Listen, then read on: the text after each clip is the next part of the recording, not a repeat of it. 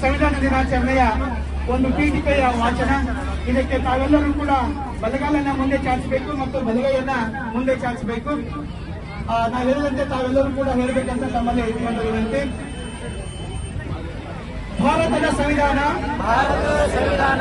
ಭಾರತದ ಜನಗಳಾದ ನಾವು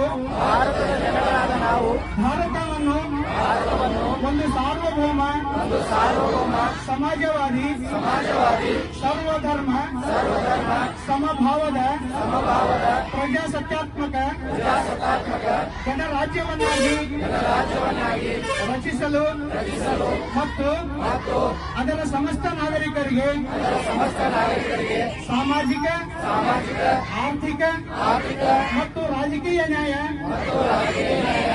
ವಿಚಾರ ಅಭಿವ್ಯಕ್ತಿ ವಿಶ್ವಾಸ ಧರ್ಮ ಶ್ರದ್ಧೆ ಮತ್ತು ಉಪಾಸನಾ ಸ್ವಾತಂತ್ರ್ಯ ಸ್ಥಾನಮಾನ ಹಾಗೂ ಅವಕಾಶ ಸಮಾನತೆ ದೊರೆಯುವಂತೆ ಮಾಡಲು ಮತ್ತು ವ್ಯಕ್ತಿ ಗೌರವವನ್ನು ರಾಷ್ಟ್ರದ ಏಕತೆಯನ್ನು ಹಾಗೂ